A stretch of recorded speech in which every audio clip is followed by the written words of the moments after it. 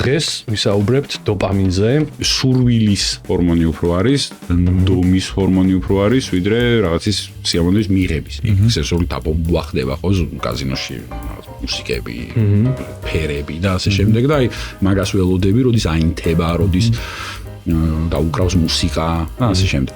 ყოველი დაჯახებისას ახრიდან ახინა ველოდები, იმიტომ რომ ვიცი რომ ერთხელ ასეთი გამოცდილება მივიღე მე.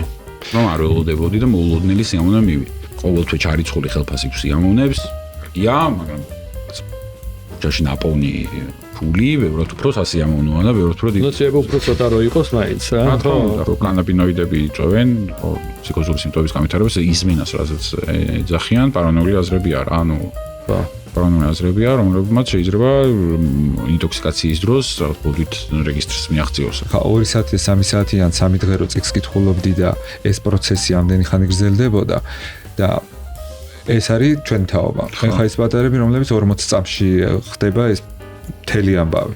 იმიტომ რომ აი ამ ჯილდოს მოლოდინი 40 წამში უნდა დასრულდეს მერე იქ რაღაცით. სწრაფი, ხშირი, ფაზური გამოყოფა დოპამინის ზოგადად ცუდი არის თუ არა მეტალური ჯანმრთელობა. ძალიან ცუდია კი.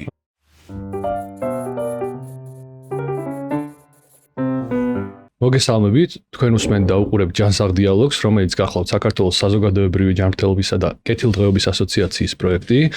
დღეს ვისაუბრებთ დოპამინზე, რა როლი აქვს მას მოტივაციაში, სიამოვნების მოლოდინში, დამოკიდებულებაში, სოციალურ მედიასა და აზარტულ ქცევებში, ADHD-ის განვითარებაში, ფსიქოზში და ასევე განვიხილავთ თუ რატომ შეიძლება ტვინმა ზოგჯერ ერთი შეხედვით ჩვეულებრივ მოვლენებს ზედმეტი მნიშვნელობა მიანიჭოს.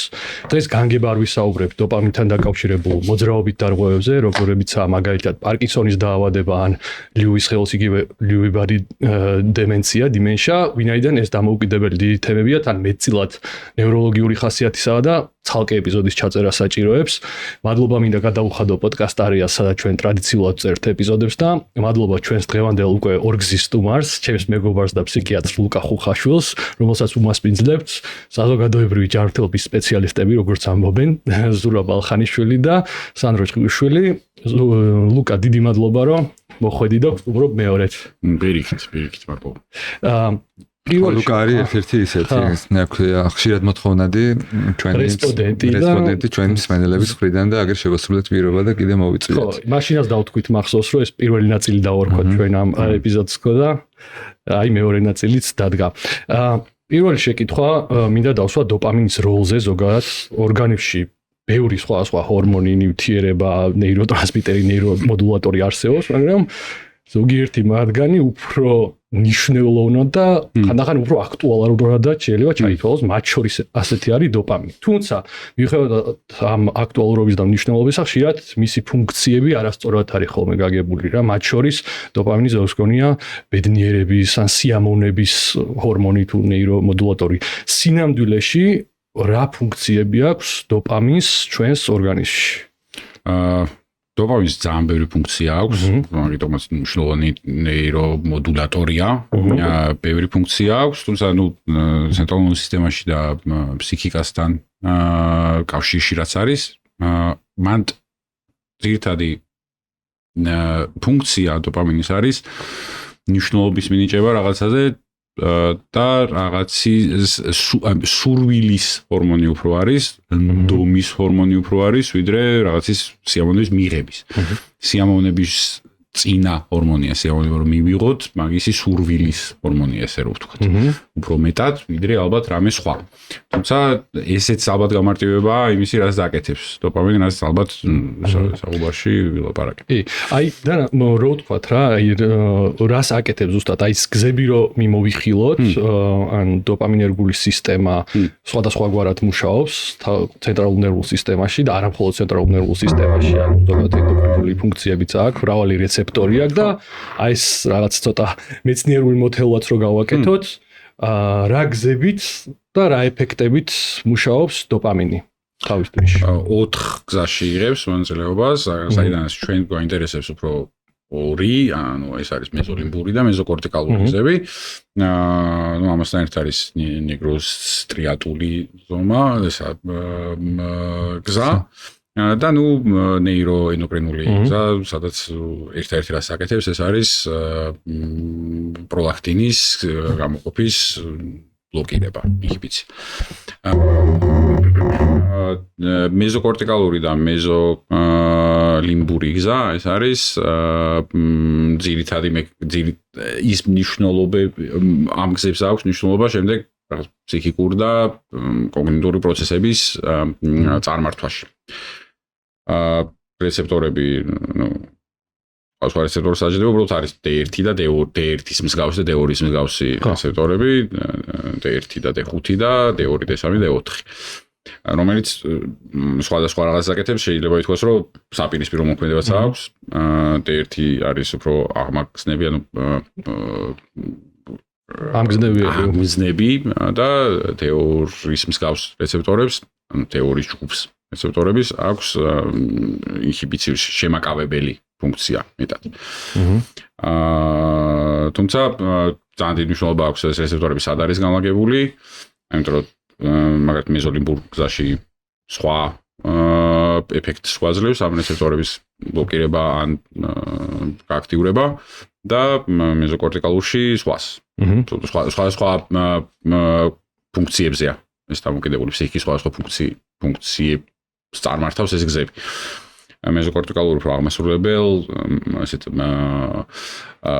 დაგეგმვის განხორციელების ფუნქციებშია ჩართული იმპულსის კონტროლით.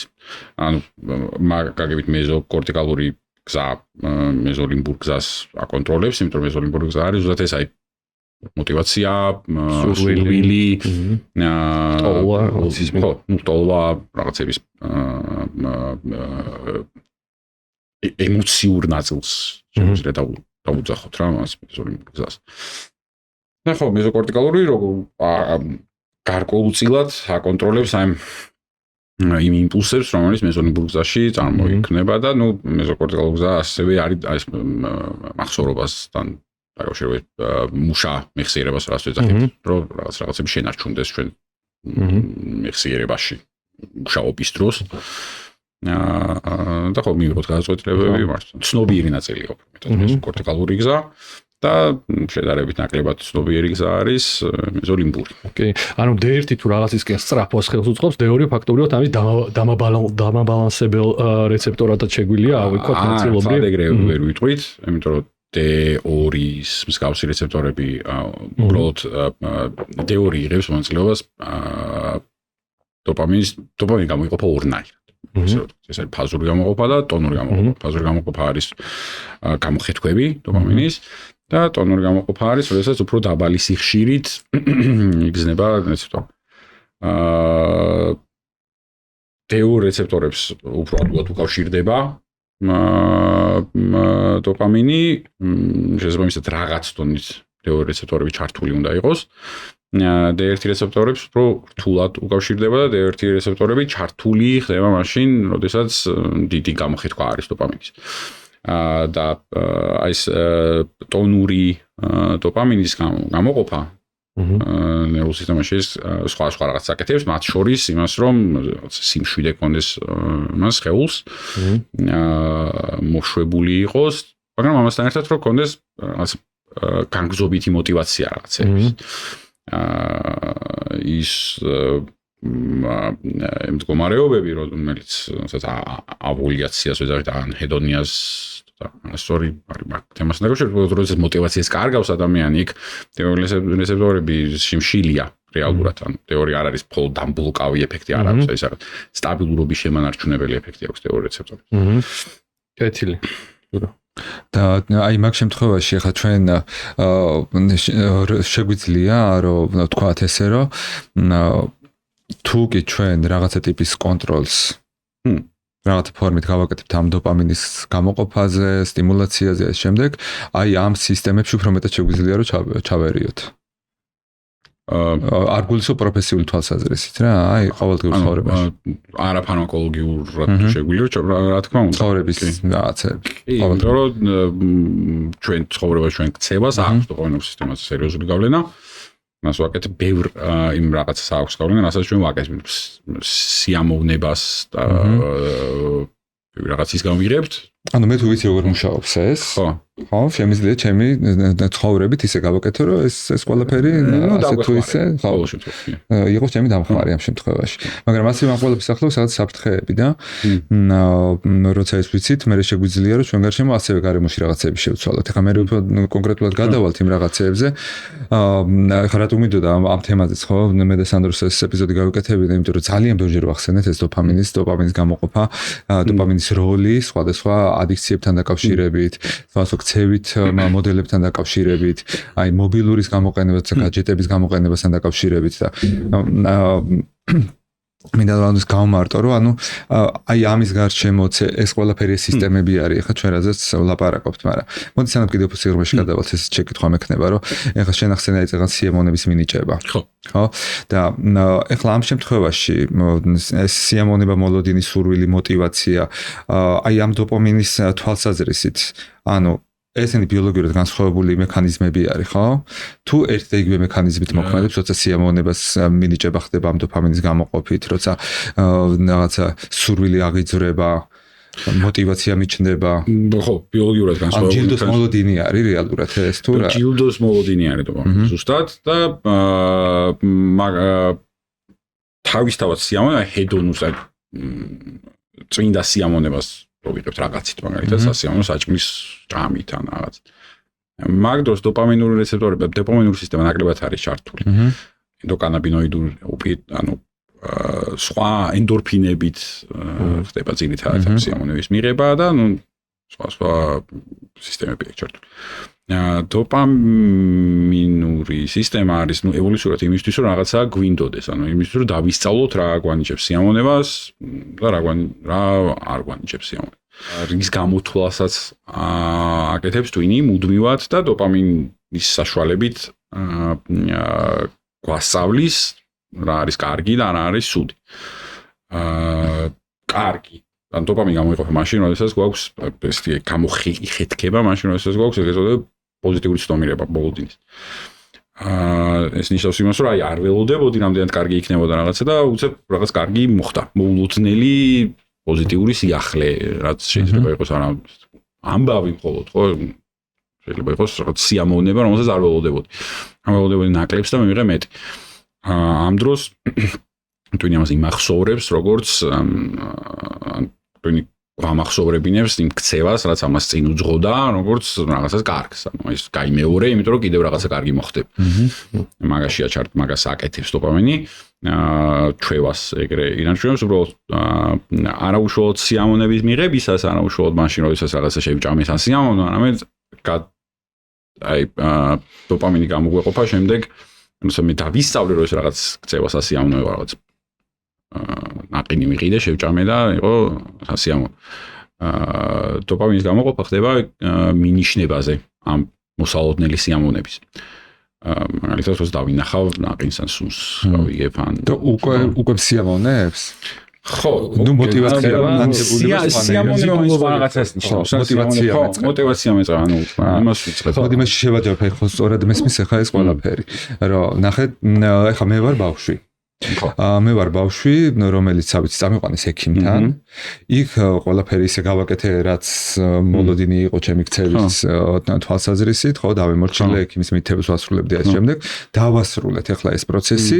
გადამიხადეს ძალიან დიდი მადლობა და ჩემი მშობლები მეუბნებიან, რომ აი ზურა ესეთი კარგი ბიჭი რო ხარ და აი ფელი 10 წუთი რო ამ ყველაფერს ახლა ისე გაუძელი. მოდი ახლა აქნე წავიდეთ და რა ვიცი, ზოოპარკში გავისერინოთ, ნახოთ ცხოველები და მოვეფეროთ. ხო? ეს რაც პატერნი ხო იქნება ჩემი ქცევისა, რომ აი ეს რაღაცეები, როცა მითითებებს ესე ვასრულებდი და იმ რა მოგდ რაც ხდებოდა ეგ სიტუაცია, რომ რაღაც ამას ძალიან პოზიტიური ნაწილი მოყვა მე, რომელმაც ძალიან დიდი სიამოვნება მომანიჭა. ანუ შემდეგზე, როცა ასეთი მოლოდინები შეიძლება რომ შემექმნას ისევ, რომ აი კიდევ ერთ ექიმთან ასასვლელი, ან რაღაცა ისეთი, რომელიც შეიძლება ჩემი სურვილი დიდად არ იყოს, მაგრამ ნუ უნდა გავაკეთო. შეიძლება რომ უფრო მეტი мотиваცია მქონდეს, იმიტომ რომ ეს ინფორმაცია ახსოვს ჩემს ორგანიზმს. ანუ იმიტომ რომ დოპამინი გამოყოფა დამისტიმულირდება ეს.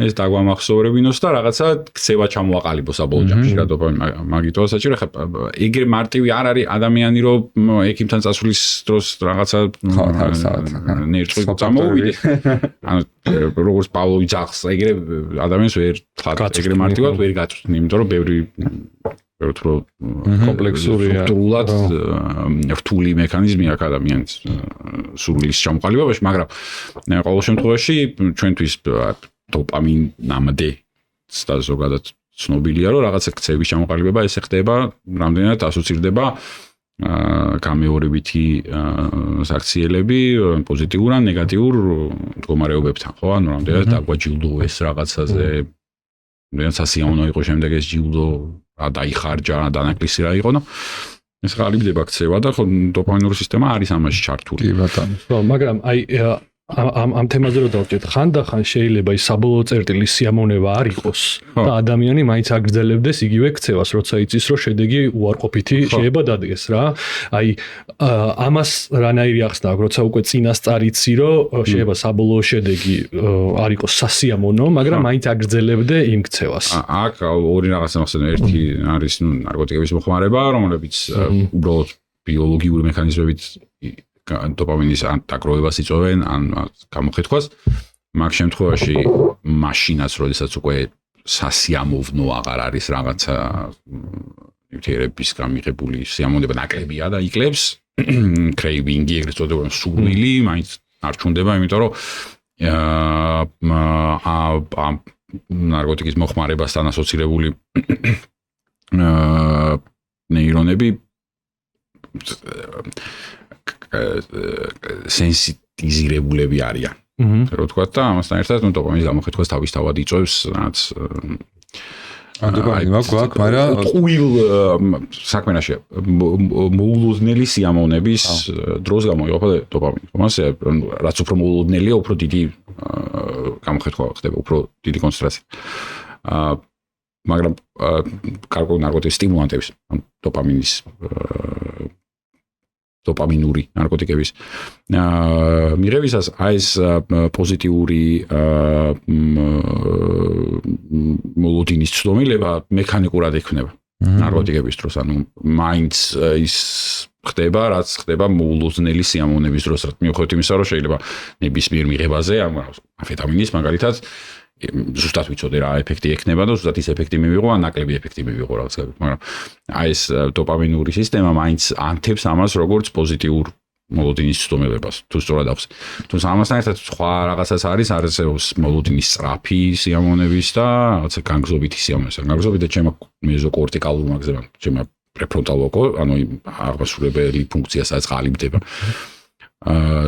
ჩემო კერქმა ცნობიერმა კარგად იცის რომ გემბლინგის ადამიანები მიმიყვანს მაგრამ მეორე არის რაღაც სლოტების დროს მოლოდინი იმისი რომ რაღაცა გაინთება ცვალებადი ჯილდოს მოლოდინი ხო არამოსალოდნელი ჯილდოს მოლოდინი ანუ რაც უფრო არამოსალოდნელია ის ქცევა არამოსალოდნელი არაზუსტად გათვლადი არის ის რასაც მე ვაკეთებ მაგალითად აბსოლუტურად არა გათვლადი არის რაღაც კაზინოში აი ეს სლოტები ხო მაგრამ ყოველ ჯერზე ახლიდან ხდება მოლოდინის შექმნა და ყოველ ჯერზე ველოდები რომ უკეთესი მოხდება ვიდრე არაფერი როგორც მინიმუმ ხო და ამის გამო ახლიდან ვიმეორებ ქცევას რომ მივიღო რაღაცა ის რაც შემდეგ აი თან მნიშვნელოვანი ის რომ QE მინიშნებები მოლოდინზე სენსორულად ვიღებთ რა მინიშნებებს და იქ სენსორული დაბომბვა ხდება ხო კაზინოში მუსიკები ფერები და ასე შემდეგ და აი მაგას ველოდები როდის აინთება როდის დაუკრავს მუსიკა და ასე შემდეგ ყოველი დაჯახებისას ახლიდან ველოდები იმიტომ რომ ვიცი რომ ერთხელ ასეთი გამოცდილება მივიღე მე რომ არ ველოდებოდი და მოულოდნელი სიამოვნება მივიღე მაგრამ ეს გამოცდილებებიც უნდა შეიცვალოს რომ შენი სურვილი ისევ ადგილზე დარჩეს ხო თუ სულ ერთი და იგივე მეორდება ასე ვთქვათ ჟარგონზე რო თქვა ამ დოპამინერულ სისტემას გაწუხების მექანიზმიც აქვს ხო ანუ ერთი და იგივე ჯილდოზე ადამიანი ერთი და იგივენაირად არ რეაგირებს ხო ანუ არსებობს ესეთი ნულოვანი ცდომილების შეცდომა, როდესაც ნულოვანი მოლოდინის ცდომილება, უბრალოდ, როდესაც რასაც ველოდები, ზუსტად იმას ვიღებ, რაც როდესაც ხო არ ხდება დოპამინის გამოხეთქვა, ზუსტად თუ ვიცი რომ რაღაცას მინიმალურს მივიღებ, ჩემი ქცევით, დაჭერით მივიღებ 50 თეთრს ყოველ დაჭერაზე, მაშინ ეს ქცევა არ არის ჩემთვის იმდენად სასიამოვნო, ან იმდენად საინტერესო და ნუ ან სტიმულაციის მექანიზმები აღარ ისწრება. და თან ეს თითქმის მოვიგე მექანიზმიც ძალიან ხელს უწყობს ამას რა და მაგაზე არის კიდე ან თანამედროვე სამყაროში ძალიან ბევრ რამეს უკვე აი სურვილის მექანიზმზე უფრო აქვს ფოკუსი ვიდრე უშუალოდ პირდაპირ სიამოვნებაზე რა ეს ამას ვხედავთ შოპინგის დროსაც ახლა მან ხარისხი სიმძიმე ქცევების განსხვავდება და როგორ აზიანებს ეს ადამიანს და გემბლინგი მაგრამ თუნდაც თამაშებში თუნდაც გემბლინგში თუნდაც ამ შოპინგში და ასე შემდეგ აი ყველაფერი თითქოს ამ მოლოდინის რეპროდუქციაზე უფრო არის დამყარებული ვიდრე პირდაპირ შედეგზე რა და ზოგადად ადამიანურ ურთიერთობებშიც მე მგონი ეს იგივენაირი პრინციპი მუშაობს რა მოლოდინი გასაგებად ინტუიტიურად აი არა ბიოლოგიურ დონეზე ძალიან მარტივია რომ ანუ მე თუ ზუსტად ვიცი რომ რატო არ სიამოვნებს რაღაცა ყალთაბანდულად თამაშის მოგება ხო ან რაღაც გაკეთება იმიტომ რომ არ მქონდა იმის რისკი რომ წავაგებდი ხო როცა რისკი არ წავაგებ არ ვიცი მოვიგებ თუ არა და საბოლოო ჯამში გამიმართლებს რაღაცაში ან ისე მოლოდინის აწინააღმდეგოთ რაღაც კარგი მოხდება, ეგ ბეროთურა სასიამოვნოა ჩვენთვის. ბიოლოგიური ეს სარჩული აქვს ამას, მაგრამ ისე ინტუიტიურად ეს ყოველთვის ყველამ ვიცოდით, რომ ეს ასე არის. ანუ ისე ყოველთვის ჩარიცხული ხელფასი სიამოვნებს, კარგია, მაგრამ ქუჩაში ნაპოვნი ფული, ბევრად უფრო სასიამოვნოა და ბევრად უფრო დიდი. ნუ შეიძლება უფრო ცოტა რო იყოს მაინც რა. ხო, იმიტომ იქ საერთოდ ჩემ ადამიანებმა ამასინათ. ჩემ ადამიანებმა ამასეთაც ნესე რა ხო ცოტა ფული იყო, მაგრამ ესე იგი რამდენი სიმაგილეს გადის, უმაგაზე ლაპარაკობს. ხო. აი ერთ-ერთი ღირსშესანიშნავი მომენტია მაგის ცხოვრებაში, როგორ იპოვა 50 ლარიანი. კიდე ერთი ძალიან ისეთი ალბათ ყველას რომ მოგვსვლია ისეთი მაგალითი, აი ფილმი რომელსაც შენით არასდროს არ ჩართავ ტელევიზორში რო ხდება და ბოლომდე რო უყურებ რა, რო გიხარია. ახალ შემთხვევაში შეგხვდა რა, ანუ მე ძალიან ხშირად მოვსვლი რა შემთხვევაში, ან მუსიკა, ან რაღაც. ხო, ეს მაინც აქ განმარტებასავით რო თქვათ ახლა ხო რომ აი ახლა როცა ჩვენ ამ დოპამინის გამოყოფის სტიმულაციაზე ვსაუბრობთ, ანუ მოგეთ ეს არ არის აპრიორი სიამოვნება, ხო ეს უფრო არის სიამოვნების მოლოდინის რეჟიმი. სურვილი, ხო, რომელიც არის და თუ ეს სიამოვნება მოყვება, ეს არის უკვე სხვა ნივთიერებები, რომლებიც ამას განაპირობებენ, ხო ესეა? ენდორფინები, ენდოკაინაბინოიდი, სურვილს რას თვითონ სიამოვნების დროს, სადაც გამოიყოფა დოპამინი, მაგრამ სიამოვნების ჰორმონი ესე რომ ვთქვათ, არის ნუ ენდორფინები, ენდოკაინაბინოიდი. პირიქითაც ხო შეიძლება იყოს, ხო ეს დოპამინი ხო პირიქით იმას საფრთხის მანიშნებელი ის რა ქვია, აი ამის დამახსოვრებასაც ხო აქაც ხო ეგეც მონაწილეობს. საფრთხის დროს უფრო შუაკადე ხო ნორეპინეფრინი, მაგრამ მან საქმე იმაშია რომ დოპამინი გვაძლევს დოპამინური სისტემა გვანიშნებს იმასაც რამას უხსნა ნეგატიური ზომების ნეგატიური მოლოდინის პირიქით. ხო, პირიქითაც მუშაობს. რო მე მაგალითად დიდი მოლოდინები მქონდა და არ გამომივიდა. ორიჯერ მქონდა დიდი მოლოდინები, აღარ გამომივიდა და მე შემდეგ ფრუსტრაცია. ანუ მე ტვინში გაქვს ეს რომ ამას თავი არის და იმიტომ რომ აქ შედეგები ასე. ეს საფრთხეს და ნორეპინეფრინის შენ ახსენე და თქვენ ახსენეთ, შვილი ნივთიერება არის პირდაპირ დოპამინის, ანუ ელდომა გარდაიქმნება ტვინში დოპამინა და დოპამინი გადაიქმნება ნორეპინეფრინად. და მერე ეპინეფრინად. ეპინეფრინი ადრენალინი ერთი და იგივე. ერთი თუთიეთ განმარტებას ჩავამატებ უბრალოდ აი წეგანის ბავშვის მაგალითი რომ მოვიყვანე. ხო მაინც ესეთი მგზნობიარე თემაა ეს ბავშვების აღზრდის თემები და ეს ჩემი სპეციალობა არ გახლავთ, მაგრამ ახლა ჩვენი სტუმრები რასაც ამბობენ ხოლმე ახლა იმას გამოვეხმაურები რომ ის მაგალითი მე მოვიყვანე როგორც არა წინასწარ შეთანხმებული ჯილდო რომელსაც ვაძლევთ რომ აი შენ როგორი შენ თუ კარგად მოიქცევი მე ამას მიიღებ. ხო ეს არის თავისთავადი სოციალური განმტკიცებელი რომელსაც აღნიშნავთ მის აი ამ ძალისხმევას და მადლობას ვუხდით ამისთვის და ამისთვის შეიძლება რაღაცა დამატებითი ჯილდოც მივსვათ რომელიც ესე წინასწარ შეთანხმებული არ იყო ეს ფაჭრობის კომპონენტი კი არა არამედ აღიარება მისი აი ამ გაწეული საქმიანობის ამის განმარტება მინდოდა მაინც რა. არასწორად შეცდომაში არ შევიყვანო. ხელფასი რო ახსენე რა ერთი ესეთი ცოტა თემასში, მაგრამ ესე თქვათ თემის გარეთ ამავდროულად კითხვა გამიჩნდა, რაზეც მგონია რომ შეგიძლია რომ შენ პასუხი გამცე. კაპიტალისტურ ეკონომიკურ ურთიერთობებში რამდენად კარგად ესმის სისტემას აი ეს დოპამინერგული სისტემა რა, აი ეკონომიკურ სისტემებზე მინდა ერთი ადამიანის განმოსახედიდან, რომელიც მაგალითად კარიერულ კიბეზე სვლას განაგრძობს, მოკლედ ან ადის მაგალითად. აი ეს როდესაც ჯილდო აი არც ისე ახლოს არის, არც ისე შორს არის, ყოველთვის არის დაწინაურების, ხელფასის გაზრდის მოლოდინი და ასე შემდეგ და ამაში გადის მთელი ცხოვრება ფაქტობრივად, როცა სოციალიზმის პირობებში აი ეს რაღაცნაირი შედეგები გაერთგვაროვნებულია და ჰომოგენიზებული არის. ხო არ დაიჭირა აქ კაპიტალისტურმა ეკონომიკურმა სისტემამ ადამიანის დოპამინურგული სისტემის მოწყობა და ამაზე ხო არ არის ესა. მე რაც შემიძლია მაგაზე უფრო ისე გითხრა,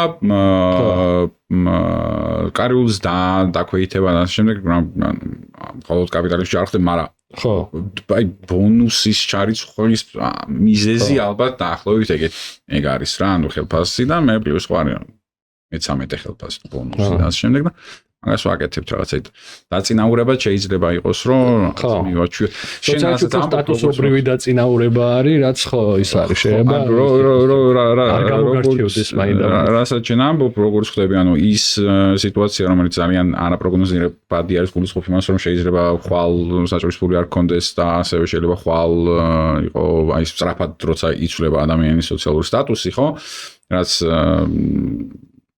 რაღაც post საბჭოთა კაპიტალიზმებში ხდებოდა ხშირად, ხო, ნუ ეგ მაგას აკეთებს, რომ მუდმივი შიშია იმისი, რომ ნეგატიური ან სლოტის მანქანაა რა ცხოვრება რა და ხო, ნუ ეგ გასაგებია, მაგრამ მაინც რაღაც გაგებით კარიერულ დაწინაურებას ფთად ეგეთიც არ არის რა ეხლა. ხო, ანუ როცა ყოველთვის შეიძლება საქმე ცუდად წავიდეს, კარგად წავიდე და ყოველთვის რო არსებობს გზა, რომ რაღაცა აი თან ეს ინფლუენსინგის ეპოქაში და რაღაცა რომ აი სულ რო შეგილია, რომ აი რაღაცა მაკლია, აი არადროს თვითკმაყოფილება რო არ გაქვს რა, იმიტომ რომ მიზანი კიდე უფრო წინ და წინ იწევს რა, რაც კაპიტალისტურ ეკონომიკურ მოწყობაში უფრო მკვეთრად არის, ვიდრე სოციალისტურში იმ გაგებით, რომ ნუ იქ უფრო სტატუსზე, ადამიანურ ურთიერთობებზე დადის ეგ და პროფესიულ სტატუსზე, ვიდრე მაგალითად ეკონომიკურ შემოსავალზე და ამ ეკონომიკური შემოსავლის კვალდაკვალ სოციალურ აღიარებაზე რა. მან უფრო ალბათ დასჯის პრობლემა უფრო მეტად არის ჩემი აზრით, იმიტომ რომ ნუ რაც უფრო ველურია რაღაც ეკონომიკური სისტემები, იქ უფრო დიდი შანსია იმისი, რომ ხვალ აღარაფერი აღარ გქონდეს. მაგაზე ეგ უფრო მეტად ამოტივირებს, აი თუ მაგაზე ვისაუბრებთ ძალიან მაგალითად თუ ვისაუბრებთ, ალბათ ხო, ნუ დასჯის შიში უფრო ამოტივირებელია ხოლმე, იმიტომ რომ ნუ შედარებით უფრო სოციალისტურ გარემოში ნაკლებია იმისი შიში, რომ ხვალ გაიღვიძებ უკმაპულოთ. ხო, აი მაგას ვამბობ, ანუ გარანტირებული სიკეთეები რა თქმა უნდა, თავისთავად პოზიტიური, თავისთავად პოზიტიური მოლოდინის ცდომილება პოზიტიური არის ისიც რომ ხვალ მეორე დღეს გაიგვიძე და ჭამე ეგეს უკვე პოზიტიური მოლოდინი შეიძლება იყოს იმიტომ რომ მუდმივად არის იმის საფრთხე რომ ხვალ ვერ ჭამო ნუ ხო აი იმის თქვა რომ გარანტირებული სოციალური სიკეთეები მათ შორის ხანდახან აი რაღაცა მუღამებში ებაკლავდეს და ამაზე კაპიტალიზებდეს სწორედ კაპიტალიზმი ხანდახან მაგრამ ეგ არ ნიშნავს რომ რომელიმე უკეთესია მაგაზე კამერის მიღმა გავაგზავნოთ და მაგაზე შეიძლება ვიდეოთ. მით უმეტეს 90-იან წლებს გამოვლილ ადამიანებს სულ გაქვს ის რომ ერთ დღეს შეიძლება აღარ კონდეს და ისე ისა ქვია კარაქიანპურს შაქარი მაყარო და ისა ჭამო შვილებს და მაგრამ მუდმივი სტრესი უნდა ვთქვათ რომ მუდმივი სტრესი როდესაც გვაქვს დოპამინურ სისტემაზე კარგად არ აისახება. ეგრე არ არის რომ მუდმივად როცა იმისი მოლოდინი მაქვს რომ ხვალ ვერაფერს ვერ შევჭამ ეგ დიდად საბოლოო ჯამში მოტივაციაზე კარგად არ მოქმედებს, იმიტომ რომ ნუ მან სხვა სისტემები აქვს, კორტიზოლი არის ჩართული და ნუ რაღაცეები, რომელიც საბოლოო ჯამში ნუ ბიოლოგიურად დოპამინურ სისტემის დისრეგულაციასაც იწვევს იმ დონეზე, რომ შემდეგ აი ეს ტონური დოპამინის ბაზისური დოპამინი რაც არის, იმის კონცენტრაცია დაბლაიწევს და ეს გვაძლევს მერე პირიქით დემოტივაციას, ენერგიის არ ქონას რომ რაღაც გავაკეთო და სურვილების ნაკლებობასაც, იმიტომ რომ ხო და აქვე რო ვთქვათ ანუ ეს არ მინდა ისე წარმოჩინდეს თითქოს აი თავიდანაც ეს ჩვენ დასვიზურა შეკითხვა რომ რაღაცნაირად თითქოს ეს თავისთავადი რაღაც სისტემაა და ჩვენ ამაზე კონტროლის მექანიზმი საერთოდ არ გვაქვს და რაღაცა აი დოპამინერგული სისტემით შემოიფარგლება ჩვენი პიროვნება ანუ პიროვნება გაცილებით მეტია ვიდრე დოპამინერგული სისტემა და თუნდაც აი ცნობიერად ადამიანს შეუძლია რომ ანუ twin-ის rewiring-ს გადაწყობას რასაც ეძახიან იმითი რაც აქამდე იყო მაგალითად ასრულებდა ჯილდოს ფუნქციას ხვალ შეიძლება სულ სხვა რაღაც შეიძინოს ჯილდოს ფუნქცია შენი აღქმის შეცვლით ხო შენი სოფხედველობის შეცვლით თუნდაც და ქცევის შეცვლით ხანდახან თუ საქმე მძიმედ არის რა სწორედ ამაზე მინდოდა დამესვა შეკითხვა რა რაც ხდები დაახლოებით აი ზღვარი სადგარი ხო შეიძლება ადამიანი ბევრ სკროლაუდეს და არ იყოს დამოკიდებული ან არა ბოროტად არ იყენებდეს თუ რა აბიუზს არ უკეთებდეს ბოროტად არ იყენებდეს დოპამინერგულს და აი ზღვარი სადგადის აი ბევრს ვიყენებ რაღაცას და უკვე დამოკიდებული ვარ შორის და უკვე არასწორი ციკლი ირთვება ჩემ დოპამინერგულ სისტემაში რა არის იცი ამ თემებზე ხარ მითხარი რა ვილაპარაკებთ ნუ სკროლზე უნდა ვილაპარაკოთ მაგრამ კლინიკური გაგებით მაინც უნდა ვთქვათ რომ ეს რაღაც სკროლზე დამოკიდებულების აშლილობა ეგეთი რაღაცა პრობლემა რა თქმა უნდა არის უბრალოდ ეგ ყველაფერი რაც ამით არის ზღვარისა და გადის არის როდესაც ქცევა ხდება სრულებით კომპულსიური ანუ ეს მეზოკორტიკალ მას ჩვენ ქერქულ გადაწყვეტ დაგეგმვაში აღარ არის ან ჩვენს კონტროლს არ ექვემდებარება. ქცევა ხდება სრულებით კომპულსიური, ავტომატური ხდება, გადაწყვეტილებით არ აკეთებ, ავტომატურად აკეთებ. დამაზიანება ეს სკროლად შეიძლება იყოს, მაგრამ შეიძლება იყოს სხვა ქცევაც. რომელსაც გადაწყვეტილებით არ აკეთებ, დრო ბევრი მეაქვს, გაზიანებს და ნუ ეს როცა რაღაცა თუ მიდის საუბარი ბევრ რაღაცაზე რომ შეიძლება ისიც მაგალითად gaming-ი ადრე არ იყო, ეხლა gaming-ის gaming disorder-ი დაემატა შეიძლება რაღაც მსგავსი მივიღოთ, იმიტომ რომ ამაზე საუბარი არის. ან კლინიკური მდგომარეობად ეს მაინც არ ითვლება. მდგომარეობები კლინიკური არის იმ შემთხვევაში, როდესაც ხო სხვადასხვა ასპექტს ცხოვრებისას, არაერთს, რამდენიმე ასპექტს ცხოვრებისას აზიანებს და ხო ნუ ქცევა რომელიც კონტროლს არ ექვემდებარება საბოლოო ჯამში. და აი რა გულისხმობ როცა ამბობ რომ აზიანებს აი ბევრი სკროლა აი ბიოქიმიურად რა ხდება ეგეთი ტვინში რომ თქვათ რომ ეგ აზიანებს აი დოპამინერგულ სისტემაში რა ხდება ბევრი სკროლის დროს როცა ეს უკვე გადაწყვეტილებით არ არის ნაკარნახები არამედ ავტომატიზმად არის ქცეული აი რა ზიანდება რაზე აისახება ეს და რა მექანიზმით აისახება ეს ადამიანის ყოველდღიურად ნუ დასწავლა ხდება იმის რომ ის დოპამინის გამოხეთქვები მოხდეს ნაკლები დანახარჯით, იაფად, იაფ დოპამის, ხო, ძახიან სახალხოდ ნორმალურად დოპამინური სისტემა ჩართულია იმაშიც, რომ რაღაცაში გარკვეული ძალისხმევა ჩადოს ადამიანმა, ხო? და ამ ძალისხმევის გამოთვლა ხდება. ასნაირად რომ ძალისხმევა მიღირს თუ არა ამათ, თუ ძალისხმევა მიღირს, მაგას გასაკეთებლად ნინო აკეთმა მოლოდინზე ამათ საუბაროთ მე ველოდები რაღაც ისეც რომ რაც ღირს ძალისხმევად რომელსაც მე გავწევ და სკროლა ზეხშირად იმდენ ლაპარაკობთ რომ ყველა სკროლავთ იმიტომ რომ ტელეფონი ყველას გვაქვს და იმიტომ რომ იაფია რა იმიტომ რომ არანაირი ეფორტი ამაში არ არის შადებული და აი დაბალი ძალისხმევის მქონე ქცევა გვაძლევს დოპამინის ბევრ იმას გამოხეთქვას, რომელიც ხოლმე ჩვევად ყალიბდება. უბრალოდ და ეს იწვევს შემდეგ ნუ აი რაღაც საბაზისო დოპამინის აი ტონური რასაც თქვით ავიდა ტონური დოპამინის ის რეგულირებს მე მოშლას და დათრგუნვას. ხო, როცა ბევრი დიდი ხშირად ხდება ფაზური დოპამინის გამოყოფა სხვა დროს უფრო მოტივაციოდ ხარ მოკლედ. სხვა დროს უფრო მოტივაციოდ ხარ. ნუ როგორც დამოკიდებულებების დროს. ხო. შორის აქაც ნუ რა თქმა უნდა ეს განსხვავდება რაღაც სტიმულანტების დამოკიდებულებების მაგალითად რაღაც სხვა ნარკო დამოკიდებულებებისგან და თუნდაც თამაში დამოკიდებულებისგან, მაგრამ დაახლოებით მექანიზმი იგივე ნაკლებად მავნე, მაგრამ უფრო გავრცელებული მდგომარეობა არა. რომელიც ახდენს გავლენას დოპამინურ სისტემაზე სერიოზულად. კეთილი. ხო, ნუ თუმცა ბავშვების შემთხვევაში ეს ადრეული განვითარების სპეციალისტები ბოლო წლებში ძალიან ისეთ საკეთებენ ხო შეფასებებს რომ შეიძლება აკეთებდეს ახდენდეს ისეთ გავლენას მოვლენას. რაც ხო შემდეგ სტრუქტურულ ცვლილებას გამოიწვევს და ხო რომელსაც მე შედეგებში უკვე ნახულობენ ბავშვთა ნევროლოგები, ნეიროფსიქოლოგები და ასე შემდეგ უკვე განვითარების დარღვევების სახით. ამაზე ჩვენ არაერთი ეპიზოდი ქონდა და შეგიძლიათ რომ ჩვენ სახზე ნახოთ ეს ეპიზოდები.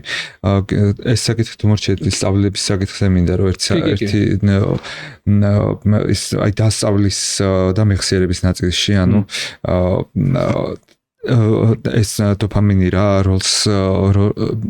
როლი აქვს დოპამინს ამას და რატო ითვლება ესე რომ ტვინი უკეთესად იმახსოვრებს მაშინ როცა ამას თავისი ემოციური რაღაცა ბექგრაუნდი ქონდა ხო აი როცა სასიამოვნო პროცესი ხდებოდა ეს სწავლის პროცესი ეს ესეა ნამდვილად კი ეგრეა იმიტომ რომ მან მეზოლიმბური და მეზოკორტიკალური გზები ერთმანეთს მაგ შემთხვევაში უკავშირდება რა ანუ ეს ხო ეს გზები ხო ერთმანეთთან დაკავშირებული ეს ცალკე არ არის ხო ანუ მონიშნა რაღაცის მნიშვნელოვნად ხდება მეზოლიმბურ გზაზე. Pathway გზა მონიშნა ხდება მეზოლიმბურ გზაში, მეზოკორტიკალურ გზაში არის ეს მუშამეხსიერება, რომელიც მუშამეხსიერებას მე გადააქვს ხანგრძლივ მეხსიერებაში რაღაც დამახსოვრება რომ მოხდეს, ანუ აი დაგეგმვა რაღაცის გაკეთება мотивация რომ მოგვეცეს მეზოლიმბური გზა მონიშნავს რაღაცას ნიშნავს რასაც ნიშნულად მონიშნავს მე მეზოკორტიკალური გზა ამას ნაშვება და ისწავლის და შემდეგ გადაუშვებს უკვე ხანგრძლივადიან მეხსიერებაში იგივეს ის რაც დოპამინთან დაკავშირებულია იმას იმახსოვრებს თვინი რა იმიტომ ნიშნობას ანიჭებს და ზუსტად იმიტომ ანიჭებს რომ დაიმახსოვროს ნექსევაში გადავიდეს შემდეგ.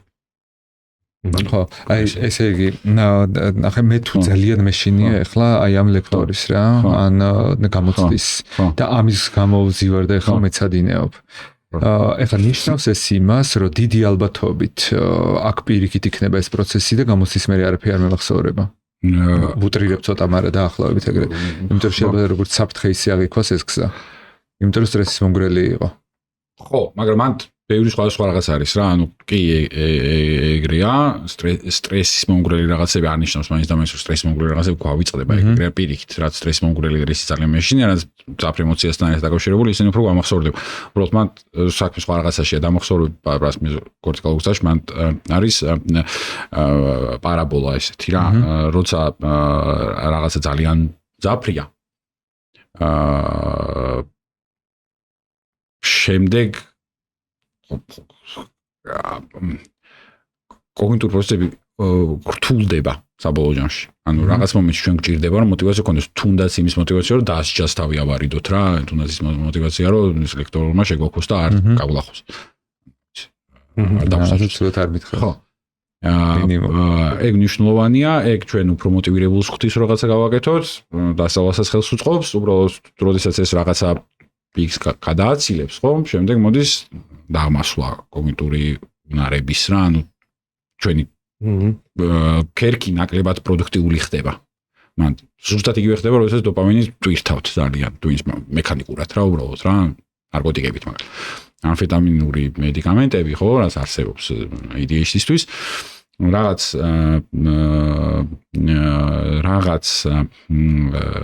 კონცენტრაციამდე დოპამინი როდესაც ნარჩუნდება, ხო, დასავლაში ყურადღებაში ხელს გვიწყობს. იმიტომ რაღაც მონიშნავს მნიშვნელოვნად.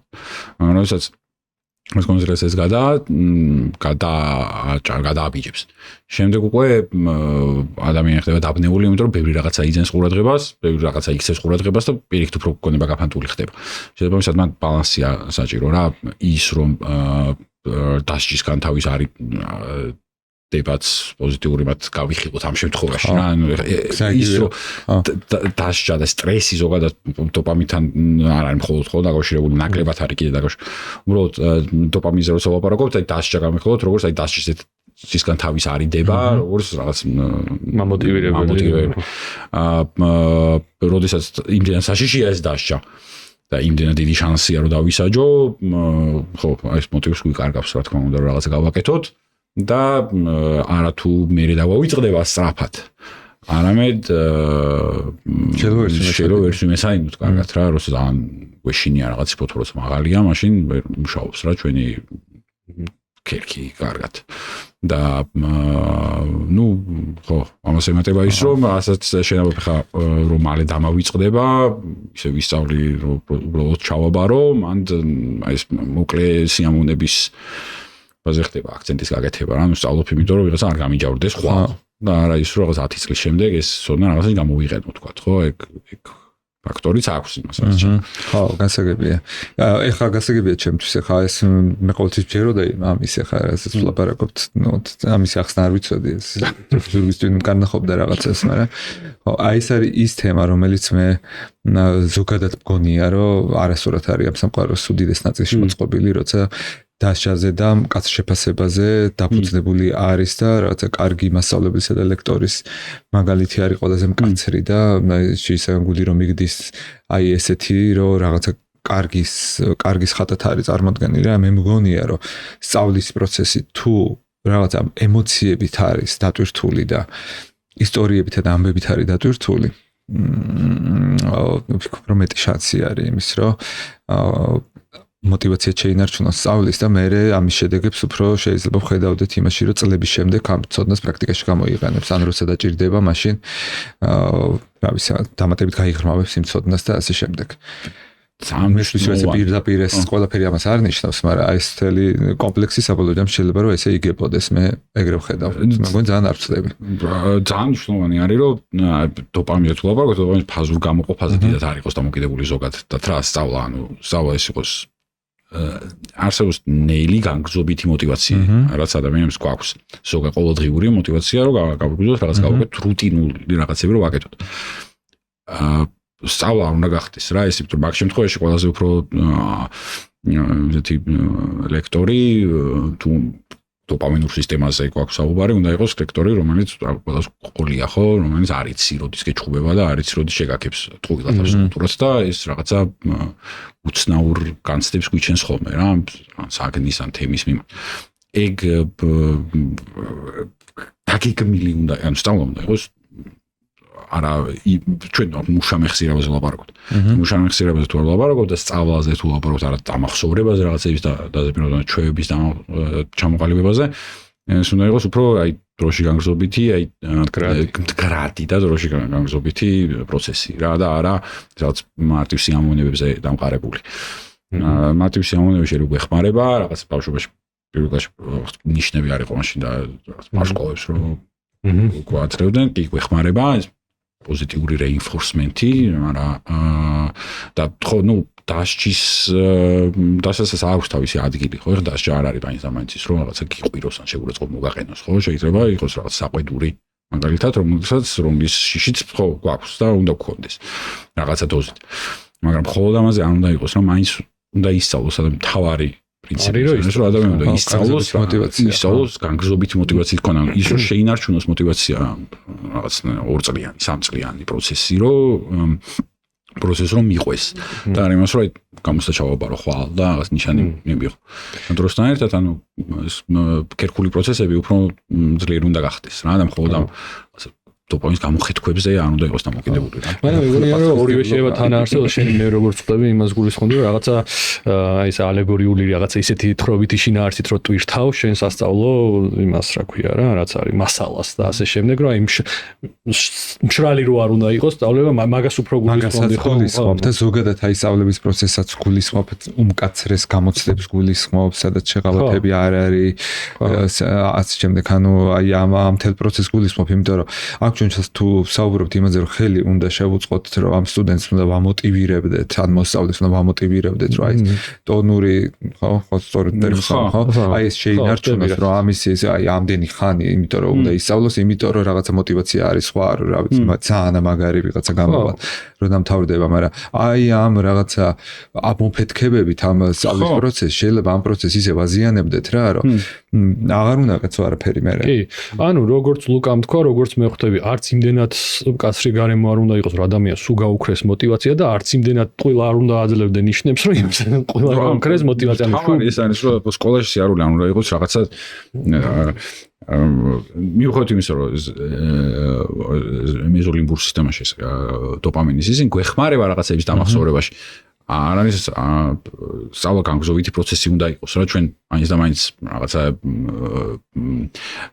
ფაზურ დოპამინზე არ უნდა ვიყოთ რა მაგ დროს ორიენტირებული უნდა იყოს განგზოვითი პროცესი უფრო კოგნიტური პროცესი უნდა იყოს ვიდრე ლიმბური რა უფრო უნდა იყოს ისეთი რა ქვია გათვლადი რაღაცა სკოლაში წასვლა არ უნდა იყოს ეგეც არ უნდა გახდეს რაღაცა აი დავშიან დღეს თუ დამაჯილდოვებენ თუ ანუ მაგაზე არ უნდა იყოს სამხოლოდ დაწყობილი. აქ მინიშნა მე რაღაცებს უნდა ვიმეცადინა. არ დაგჭირ თუ არ იმეცადი შესასწავლი და ძალიან გადავინახოთ ერთი ნაბიჯი წინ ADHD ახსენე და ნაწილობრივ შეეხე, მაგრამ მაინც მოდი გავიმეოროთ ზოგადად აი ამ დოპამინის და მათ შორის ნორადრენალისაც ვერავწდებით. რა როლი აქვს ADHD-ის კონტექსტში და უკვე მე აი ეს მედიკამენტური ჩარევებიც რაზე მოქმედებს იმაზეც ვისაუბროთ. უბრალოდ თავდაპირველად რა ახსნათ, აი ADHD-ის ადამიანს რა სიმპტომებიც აქვს, ამის უკან რა დგას. ხო, დოპამინ, კატეხოლამინური, დოპამინური და ნორადრენალინური სისტემის რეგულაციის პრობლემა. იქ არ არის ნაშრ რაღაც ნაკლებობა რეალურად არ არის, იქ არის უბრალოდ კლინეს გასუფთავება სინაფსის ხდება სწრაფად. ADHD-ის. გასუფთავებას რას რგულდის ხო? ანუ აი დაშლა.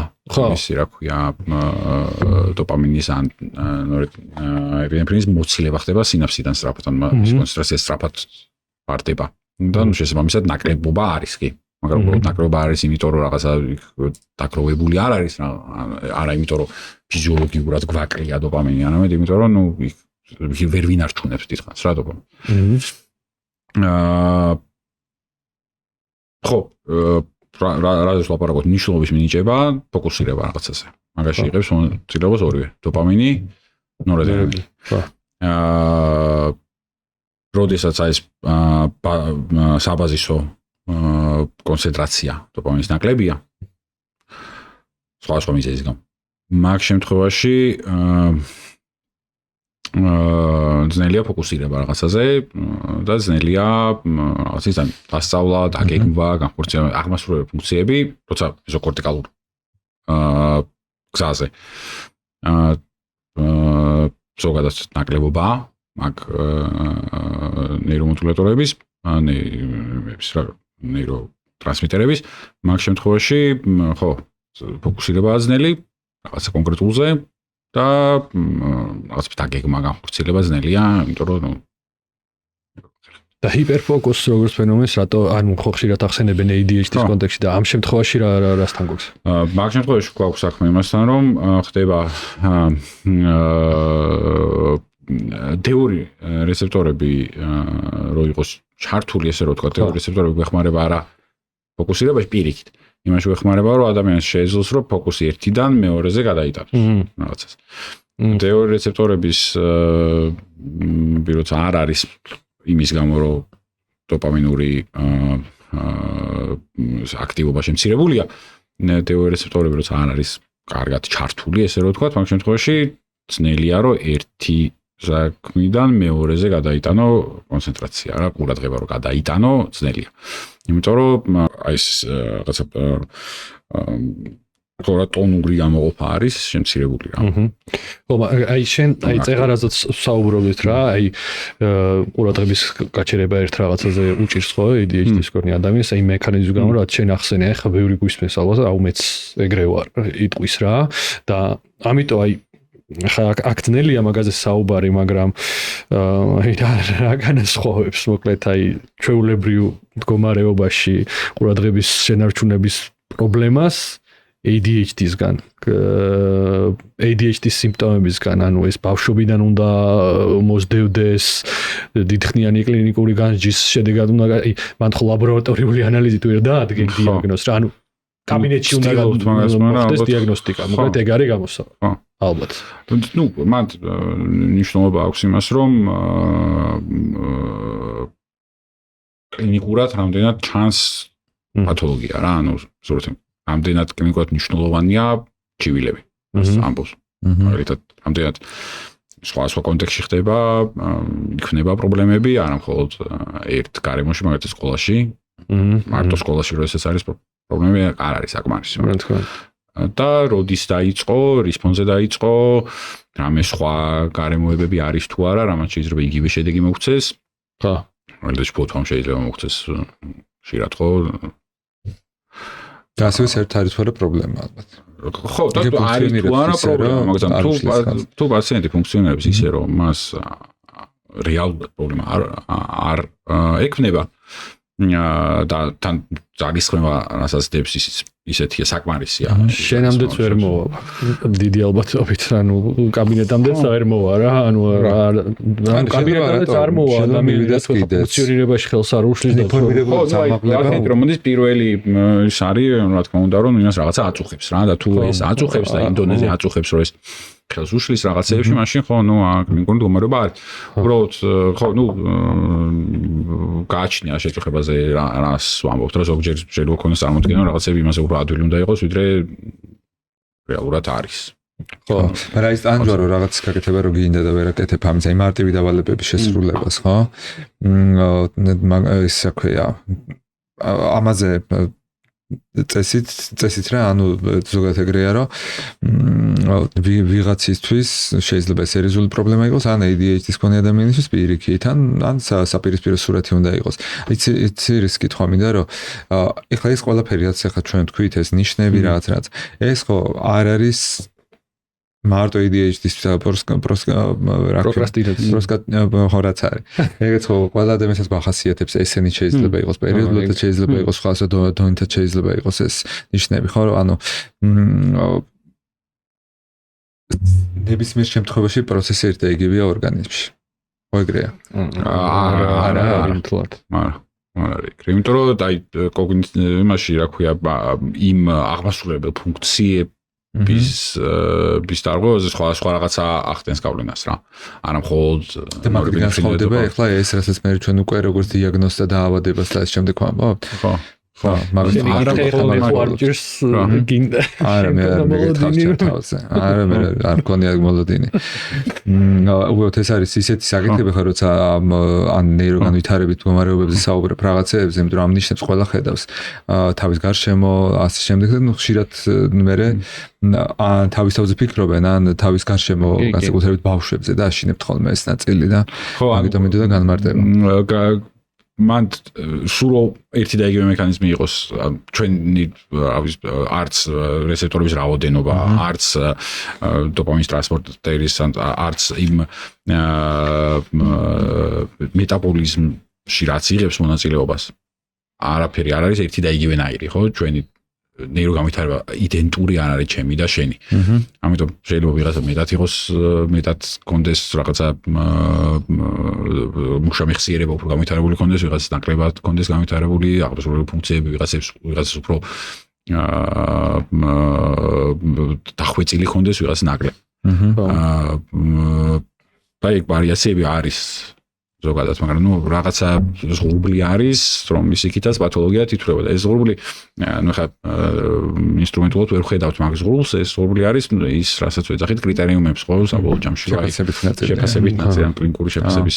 და ეს პრობლემასაც უთხრათ, რომ ხა პრობლემა ხშირ შემთხვევაში, ანუ ADHD-ის დროს мотиваციის არსებობა კი არ არის, არამედ არის мотиваციის რეგულაციის არასწორობა. ხო, ანუ мотиваცია სხვა ასპექტია ხო, საზრობრივი ასპექტი, აშკარად რაციონალური, მაგრამ ხო, ასე რა, ეს არ არის, ახლა ამაზე ცალკე ძალიან საინტერესო ის ქონდა სანდროს ეპიზოდი და შეგიძლიათ რომ გავულინკავთ. კი, მაგრამ ეს ზეგან სანდროსის იყო იმაზე რა ქვია, შენ თავზე ხო არ იკითხავ, იმიტომ გითხრა რომ ხო ეს ეგ ისტორია ახლავს ჩემს ბიოგრაფიას, როცა ერთმა სპეციალისტმა მითხრა ეს, მაგრამ ამ შემთხვევაში ხო, რომ ამ დიაგნოზის შესახებ, მაგრამ იმიტომაც თავსაღანც ის კითხვა, რომ რა მნიშვნელობა აქვს, როცა ფუნქციონირებას ხელს არ გიშლის, ხო? ხო, თუ არ გიშლის, ესე იგი კლინიკური დიაგნოზი მას არ ნიშნავს, რომ იქ მაინც და მაინც ბიოლოგიურ დონეზე რაღაცა ვიცით რო არის, ხო, კლინიკური დიაგნოზი. განსხვავებდნენ მოკლედ ამ დიაგნოზს, როცა არის პროდუქტიული და კარგად. ხო, არა, რა მნიშვნელობა აქვს. ხო, არანაირად კონდა რაღაც არ კონდა თუ მოახერხე არა აკადემიას იბრალებს რაღაცა არ გამოსდის და მაგ დროს ხო არა რაც გულისხმობ იცი რომ აი დაუშვათ ხო ახლა აი ეს ადამიანი ხო აი ამ ეს ადამიანი დაიბადა ADHD-ით მაგრამ რაღაცა ცხოვრების გზაზე მოახერხა ხო ის რაღაც კომპენსატორული მექანიზმებით იმ სირთულეების დაძლევა რაც შეიძლება ეს ნორმა ეგონა და შეიძლება იყოს სირთულე მაგრამ დღეს ეხლა ცხოვრობს ადაპტირებულია ამ გარემოში და ეს უკვე პრობლემას აღარ წარმოადგენს და არ არის პრობლემა მაგრამ აი ამით განსხვავდება ალბათ სომატური დაავადებებისგან ხო მაგრამ ის უნდა თქვა რომ ADHD-ის მქონე ადამიანს ფარმაკოლოგიური დახმარების გარეშე ძალიან გაუჭირდება ძალიან კი მე სულ მაგას ვამბობ რომ მარტო ფარმაკო ჩვენ ვართ იმ პირობებში როცა პრაქტიკულად პირველ რიგის სწავლები რას არის არ გვაქვს ამიტომ ხო გვიწევს რა აქცენტი და ხო ვაკეთებთ მაგაზე აქცენტს რომ პირდაპირ გაიდლაინებში არის ზოგადად რომ როცა სტიმულაციის ნიშნა ბავშვებში CBT უნდა ან რაღაცა ფსიქოთერაპიული ტექნიკა უნდა იყოს ჩართული აუცილებლად და ხო ეს ეგრე მაგრამ ნუ ის უნდა თქვა რომ ADHD-ის მქონე ადამიანს ძალიან გაუჭირდება ფარმაკოლოგიური დახმარების გარეშე და ძალიან შემაგაზე ლაპარაკი დღეს მე მგონია ხო აქციაში ის ბიჭი მის მაგწამლის გამო დაიჭერეს ხო ეგრეა მე გამოვუშვი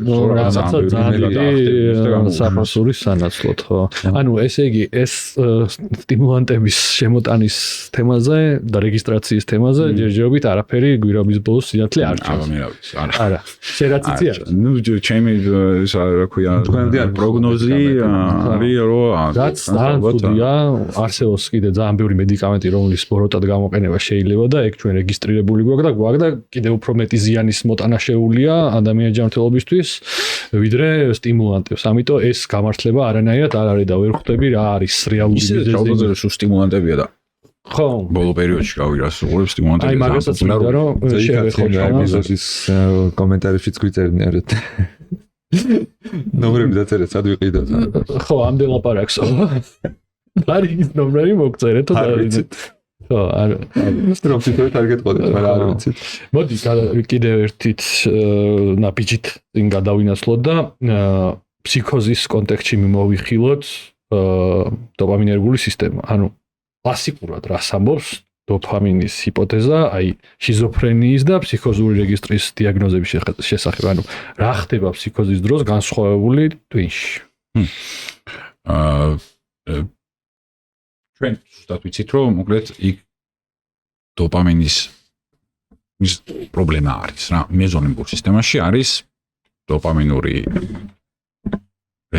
ჰიპერფუნქცია არის დოპამინის მეზონიმბურ სისტემაში, ეგ ზუსტად ვიცით. ეს ზუსტად ვიცით იქიდან, რომ მედიკამენტები, რომლებიც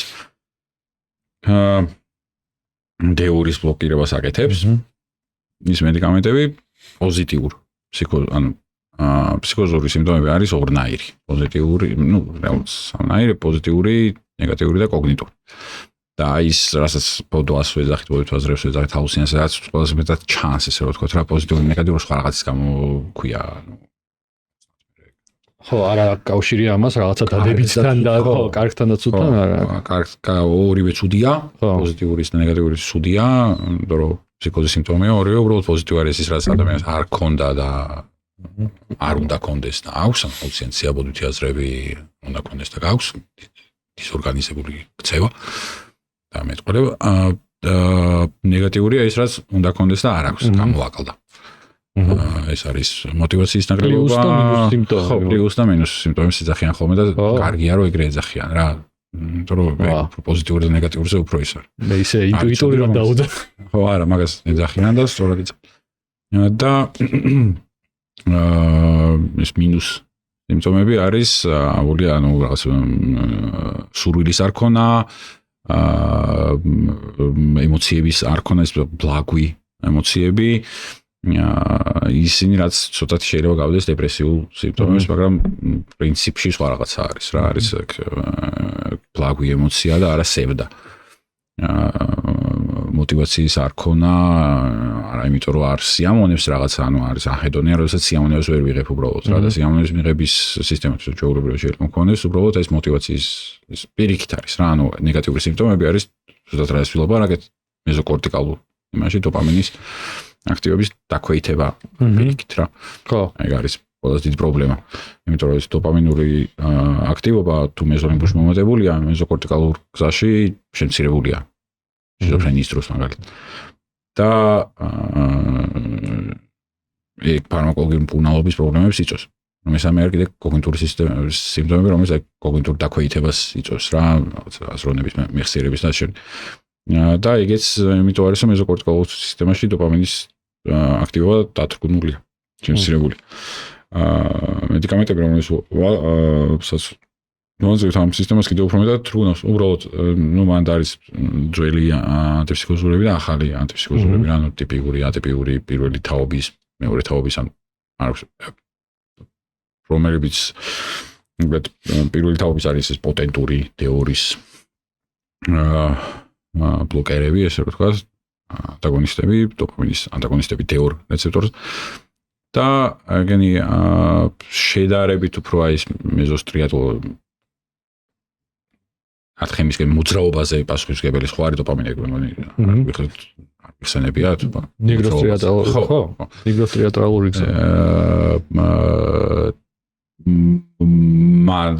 სისტემა გზებს შედარებით დაინდობს, შედარებით ნაკლებად ეხება და ისედაც ნაკლებად პოტენტურია, ნაკლებად იწვევს ბლოკირებით გაჯერებას რა, თეორი რეცეპტორების. და შესაბამისად აი ნეგატიურ სიმპტომებს არ აუარესებს როგორც მინიმუმ. ამასთან ერთად გარკვეული პოზიტიური ეფექტიც აქვს. ნეგატიურ სიმპტომებზე სხვა მექანიზმით, ატიპიურ, ანუ ახალ ანტიფსიქოზურებს. სამწუხაროდ მეტაბოლურ პრობლემებს გვაძლევს მაინც. ზოგი უფრო მეტად კიდევ ვიდრე ტიპიური და პირველი თაობის ანტიფსიქოზური. ანუ 4-ვე გზას ეხება რა. ანტიფსიქოზური მედიკამენტები, რაც ჩამოთვალეთ რა იმედ. და აქედან ჩვენ გვჭირდება რეალურად პროექტს შეეხოს რა, დადებით შედეგს გვაძლევს ჩვენ იქიდან რომ მეზოლიმბურ სისტემაში ამ თეორ რეცეპტორებს ბლოკავს და დოპამინის აქტივობას თრგუნავს. ამით გვაძლევს იმას რომ პოზიტიური სიმპტომები ან ბოდვითი აზრები, ჰალუცინაციები მცირდება. მაგრამ დანარჩენ ასაკეთებს ეს აი ტიპიური ყველა თეორი რეცეპტორს რაც აჯდება და პოტენტურად და თითქოს რაც უკავშირდება და არის კლინეს ძნელია ის ანტიფსიქოზურები მეზოკორტიკალურ გზაზე რაც აკეთებენ ნეგროსტრიატულ გზაზე რაც აკეთებენ ამითი გვაძლევენ მხოლოდ ერთ მოვლენებს და ამასთან ერთად იმ ნეგატიურ სიმპტომებს რაც შიზოფრენიას ახლავს იმას აუარესებენ პირიქით ანუ ერთი მხრივ გვეხმარებიან მეორე მხრივ აუარესებენ ეს არ ნიშნავს რომ ცუდი წამლებია რა კიდევ ერთხელ რა სამაგერო ძალიან ეფექტურები არიან პოზიტიური სიმპტომების დათრგუნვა ისთვის და მაგზნებას ამცირებენ და ძალიან ხშირად დღემდე გამოიყენება რა ტიპიური ანტიფსიქოზურები ვიყენებთ მეც ვიყენებ პაციენტებთან არა ბევრთან მაგრამ ნუ გამოიყენება მაინც უბრალოდ ძალიან ბევრი ექსტრაპირამენტულ ან მოძრაობასთან დაკავშირებულ პრობლემებს გვაძლევს და ამასთან ერთად აი ნეგატიურ სიმპტომებს აუარესებს რა არ აუმჯობესებს არა ხშირად აუარესებს კიდეც კი ბატონო აი ფსიქოლოგიის დროს ხო ეს აი მინდა რომ ეგრეთ წოდებულ Eberenselian თეორიზე ვილაპარაკოთ არ ვიცი ქართულად როგორ გამოიხსნა ხო აი ეს არის მნიშვნელობის მინიჭება რაღაცეების მიმართ რასაც რეალურად მნიშვნელობა არ აქვს ხო ნუ აი ორი ადამიანი ზის აი რაღაც შენ და ლუკამ რო ერთმანეთს გადახედა და გაიცინეს და ალბათ ჩემზე რო იცინოდეთ ხო აი ორი ადამიანი იცინის და შენ არ გეკნუეში ორი ადამიანი იცინის თავისთვის და უცებ შენ თავში აზრი მოგდის რომ მე ხوار დამცინია როცა არანაირი ეჭვი არ უნდა მიეტანა იმაზე რომ დაქცინია ხო სადღაც რაღაც 50 მეტრში შედან არაფერ შუაში არ რა ხდება ანუ რა ხდება მაგ დროს ამ დროს ჩვენ შემთხვევაში რა ხდება ნორმალურ ფსიქიკის შემთხვევაში ეს არის მხოლოდ თეორია ანუ არ ვიცით ერთად ეს Eberenselian-ი არის თეორია იმისთვის რომ ფსიქოზის დროს რა ხდება პათოლოგიის დროს რა ხდება ის რომ ახსნათ და ვალიდური ანუ ბევრ რაღაცას ხსნის ანუ ჩვენ ვიცით რომ დოპამინური სისტემა ერთ-ერთი რას საკეთებს ნიშნულობას ანიჭებს რაღაცეებს ნიშნულობით მონიშნავს რომ ეს მნიშვნელოვანია რაღაცას მონიშნავს მნიშვნელოვნად და მეორე ვიცით ის რომ ნუ ამ სისტემის დათრგუნვით პოზიტიური ფსიქოზური სიმპტომები რომელიც არის ბოდვითი აზრები მცირდება და ნუ არის ნუ ეს ახსნა ამისი რომ მოგლეთ როცა დოპამინი გამოიყოფა ჰიპერაქტიულობა არის ლიმბურ სისტემაში მეზოლინურ გზაზე, მაშინ დოპამინის მაშინ ყველაფერი მოინიშნება რანდომულად რაღაცა აბსოლუტურად უნიშნულო მოინიშნება როგორც მნიშვნელოვანი. და ბოდვითი აზრი შემდეგ ჩნდება იმის გამო, რომ ეს რატომ მოინიშნა მნიშვნელოვანი ეს ახსნას რამენაირად. და ხო, ორი მიზეზი გვაქვს, რომ ის ვიფიქროთ, რომ დოპამინის სისტემაზეა დამოკიდებული რა, იმიტომ რომ სტიმულანტები და დოპამინური სტიმულანტები გვაძლევენ ფსიქოზს ხშირად და ანტიფსიქოზურები კიდე დოპამინს ბლოკავენ და ის რაც დოპამინს ბლოკავს ის ფსიქოზურ სიმპტომებს ამცირებს. შესაბამისად ვიცით ხო, რომ დოპამინია ჩართული, ამასთან ერთად ვიცით, რომ დოპამინი ჩართულია მნიშვნელობის მინიჭებაში. და თუ მეტი დოპამინი ნიშნავს ბოდვას, მაშინ ბოდვა დაკავშირებულია არასწორი მნიშვნელობის მინიჭებასთან. აი წამარტივად რო ახსნათ. კლინიკურად ისე ვქნათ რა ქვია, კიდე მინიშნება იყოს იმისი, რომ ეს თეორია სწორია, ან ის რომ ნებისმიერ ფსიქიატრი რომელიც ბოდვით აშლილობას გუნალობს, ანუ მდგომარეობას რომელიც ბოდვითი აზრებით მიმდინარეობს, ყველა შემოჩნდება და ეგრეც არის ტერმინი ასეთი ბოდვის დეაქტუალიზება, ანუ როცა ანტიფსიქოზურებს ნიშნავთ სწრაფად არ იწევენ ანტიფსიქოზურების მუშაობას, მაგრამ მექანიზმი, რომ ანტიფსიქოზურების მუშაობას იწყებენ, აზრი არ იცვლება, რომ აზრს წამარი ვერანაირად შეცვლის აზრის შინაარსს რა.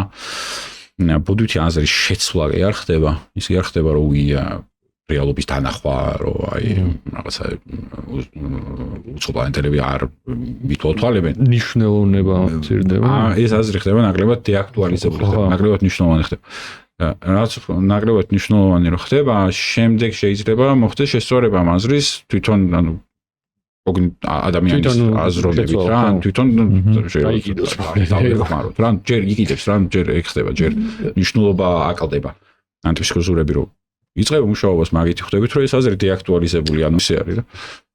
ანუ აქ არის, ანუ ხო სწორად გავიგე, ხო, რომ ანუ ეს დოპამინური სისტემა როცა ასეთ ნორმისგან გადახრილ მდგომარეობაში მუშაობს, ტვინს ჭირდება რაღაცები ახსნას, რომ მაგათ შენ და სანდრო მწენა რატო ისქენით, გაუცინეთ ერთმანეთს, ამაზე ახსნა მჭირდება და აი საყალიბებს მე ამ ჩემს. ხო, ჯერ შეამჩნიეს, რაც არ უნდა შეგემჩნია და მე დაიწყე ახსნა განმარტების მედიკამენტების ზემოქმედების შედეგად ასე შემდეგ.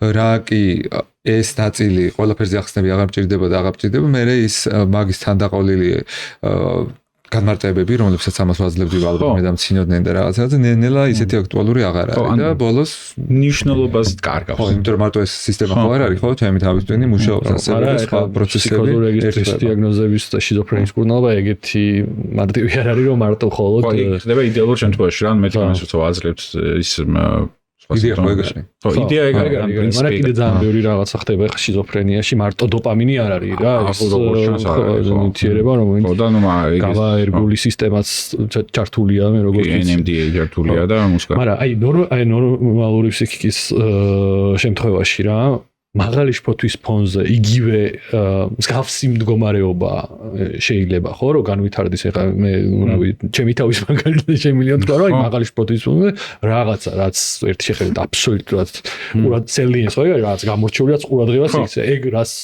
არ უნდა იქცევდეს იმას ვაქცევ ყურადღებას როცა შფოთი მაღალია რა ანუ ეგ ჯანსაღი ფსიქიკის მქონე ადამიანში ცელდება მაგის მსგავსი მდგომარეობა ამ თეორიის კი ვრცელდება უბრალოდ ხომ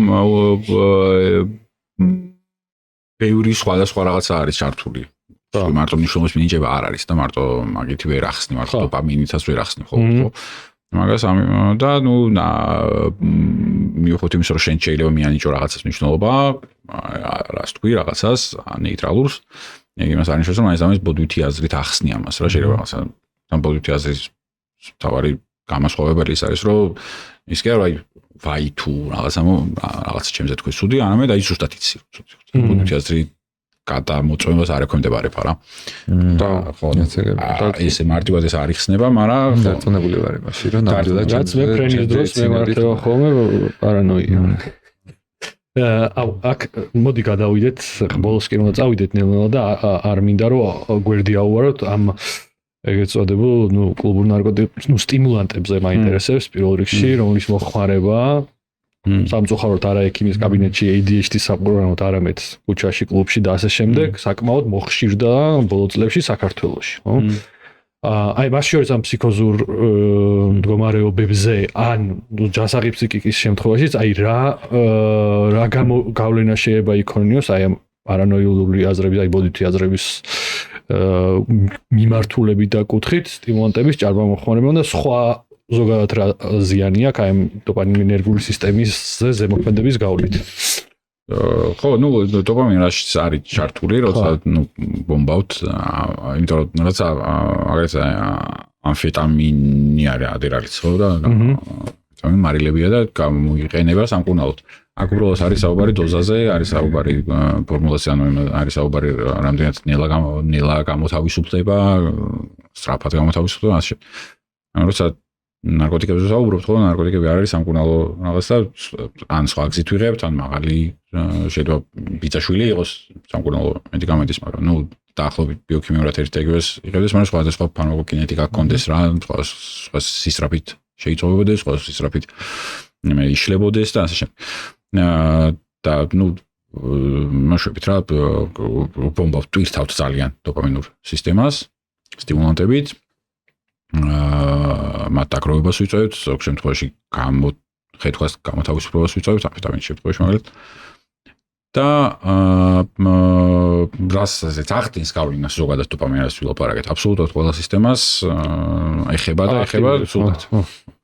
ნიშნობის მინიჭებას არასწორს თუ ეს თეორია სწორია თუ არ არის სწორი, ყოველ შემთხვევაში ვიცით ის, რომ სტიმულანტებს აქვთ ფსიქოზური სიმპტომების გამოწვევის საკმაოდ მაღალი რისკი. ის აქამდე გვისმინა ისინი მიხვდებიან ნაწი რატო? ხო. მაღალი რისკი აქვს ფსიქოზური სიმპტომების გამოწვევის, მაღალი რისკი აქვს გუნდამოწყობაზე, სხვა გავლენის, გუნდამოწყობის რეგულაციის მოშლის, მაშინ რა ქვია, გამოდევნის დროს მძიმე დეპრესიის განვითარების და ამასთან ერთად აკვეთის თქონდა, ამასთან ერთად ზოგადად მოტივაციაზე ნეგატიური გავლენა აქვს. ხო, აი დოპამინის დათქმა ხდება, ხო, იმიტომ რომ იქ რო ბომბა იქნება რეცეპტორი მე იმალება. და მე ამ დეპრივაციას რასაც დახლა გამოფიტვა. და რეგულაცია ხდება იმ რეცეპტორების, ხო და იმალება რა. ხო. რახან გააჯერე რეცეპტორები ფიქრობს რომ ძალიან ბევრია და უკვე იმალება რა. დავარია დაუნრეგულაცია თეორიული რეცეპტორებს აქვს და ერთი რეცეპტორების დაუნრეგულაცია არ ხდება და ხო, და აუცილებლად უნდა შევეხოთ კიდე, აი, კანაფის მოხმარების შემთხვევაში ვიცი რომ ეს სხვა მექანიზმით მუშაობს, მაგრამ აი იზომენები დაეწყო რომ კანაფის მოხმარების, აი ეს არის ამასთან კავშირში. დოპამინთან ნაკლებად, მაგრამ ხო, კანაბინოიდები იწვევენ, ხო, ფსიქოზური სიმპტომების განვითარებას, იზმენას რასაც ეძახიან, პარანოიული აზრები არა, ხო. პარანოიული აზრებია, რომლებმაც შეიძლება ინტოქსიკაციის დროს რაღაც ბოდვით რეგისტრს მიაღწიოს რა, გახდეს აბსოლუტურად დარწმუნებული იყოს ადამიანი რეალობასთან, რეალობის გადამოწმება შეუძლებელი გახდეს, ფსიქოზურ სიმპტომებს იწვევენ კანაბინოიდებს. ხო. კი ბატონო, და დოპამინის კონცენტრაციას, ცირკულაციას ასევე ზრდის სხვა ნივთიერებები, მაგალითად კოფეინი, ნიკოტინი კიდევ უფრო მეტად. იმიტომ რომ ნიკოტინას მოქმედებს შეჭიდულია რა დოპამინის რეცეპტორებს. ხანმოკლევადიანად და მაგიტომ მე ძალიან მალევე გინდება მეორე სიგარეტი. მაგრამ ბევრი რაღაცა არ ყვევს, დოპამინის სისტემას ბევრი რაღაცა მოქმედებს, სკროლიდან დაწყებული, ბევრი ისეთი რაღაც მოქმედებს, რაღაცას ყოველდღიური წვდომა გვაქვს რა, არა მხოლოდ ამფეტამინებზე არ გვაქვს საუბარი, ამფეტამინებს არ მოიხმარს საზოგადოების დიდი ნაწილი ყოველ შემთხვევაში რა. მაგრამ სამაგიეროდ ნიკოტინს ბევრი მოიხმართ დღეს საქართველოში, ყველა სკროლავს ყველა.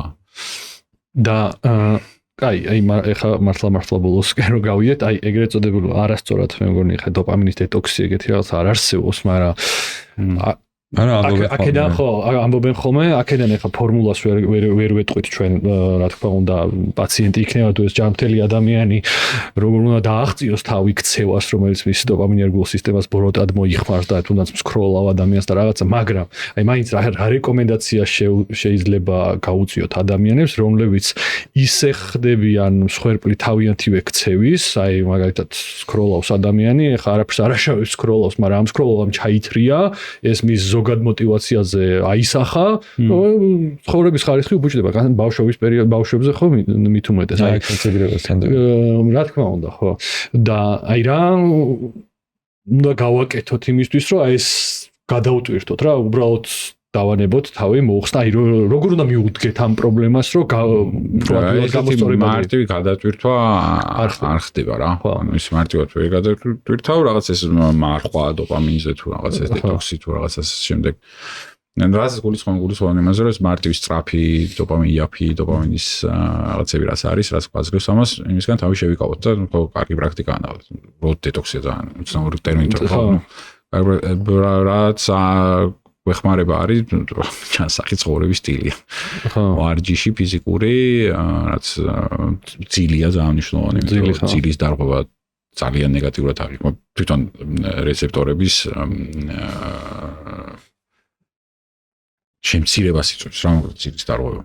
და სწრაფი ჯილდოების ჩანაცვლება ნელი, მაგრამ უფრო ღირებული ჯილდოებით, ალბათ. რა, ანუ გახანგრძლივება სიამოვნების მოლოდინის გახანგრძლივება, ჯილდოს მოლოდინის გახანგრძლივება რაღაცნაირად, რომ ანუ მის ჩვენ ცნობიერი ტვინის გააქტიურება და მასზე დაქვემდებარება ემოციების რა.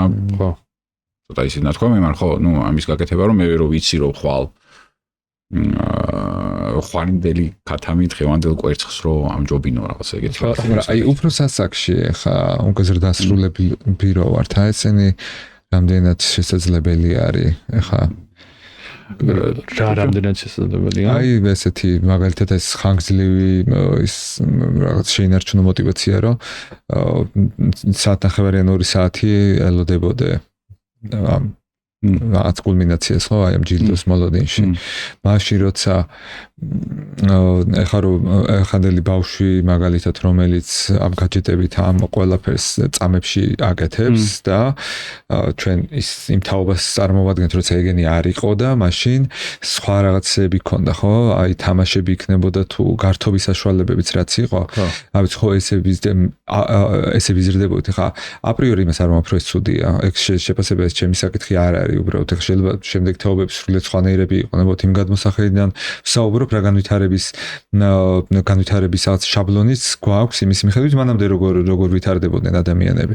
ეხლა 2 საათი, 3 საათი ან 3 დღე რო წიგს კითხულობდი და ეს პროცესი ამდენი ხანი გრძელდებოდა და ეს არის ჩვენი თაობა. ეხლა ის პატარები რომლებიც 40 წამში ხდება ეს მთელი ამბავი. იმიტომ რომ აი ამ ჯილდოს მოლოდინი 40 წამში უნდა დასრულდეს მერე იქ რაღაცით ჯილდოთი, როცა სკროლავს მაგალითად ან თამაშობს და ამოხდა რაღაცა.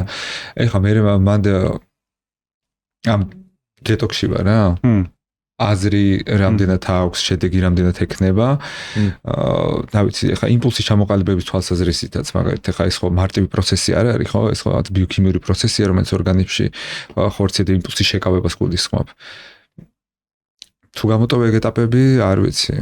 არა, რა თქმა უნდა, ბავშვობაში ეს ქცევა და რომ ეს ყველაფერი ბავშვობაში უფრო მნიშვნელოვანია, იმიტომ რომ ბავშვობაში ხდება რაღაცების ჩამოყალიბება.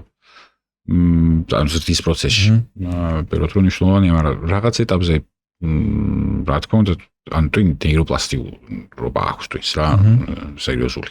მით უმეტეს თუ ბავშვობაში მეტად ბევრად, მაგრამ ანუ მე მომავროს დასულ ასაკში შეიძლება რაღაც ქცევების ჩვენ ვიცით ქცევებს ვიცით რომ ანუ ქცევებს ჩვენ ვიცით და შესაძლებელი რთულია ასე რა თქმა უნდა რთულია რაღაცების დასვლას ჩამოყალიბებული როცა არის ადამიანი უფრო რთული ამიტომ რა თქმა უნდა ძალიან დიდი მნიშვნელობა აქვს რადგან განსაკუთრებით აი პატარების თაობას რაც ამბობ უფრო მეტი აქვთ ცნობა რაღაც ეს ისეთ სკროლაზე მაგალითად რა მათი დაცვა რაღაც ამავნეჩვევების შემოყალიბებისგან მნიშვნელოვანია ძალიან მაგრამ ხო ნუ დიდობას შესაძლებელია უბრალოდ მაგაში არ თქვი მაგაში ვარ ერთი ჩვენ არ უნდა უთხრათ დასრულ ადამიანებს რა ვიცი თუ სადღაც ხანდაზმულობაში როდესაც გადადის მაშინ ნეიროპლასტიკურობას თქვენი აკლდება და კარგავს მაგრამ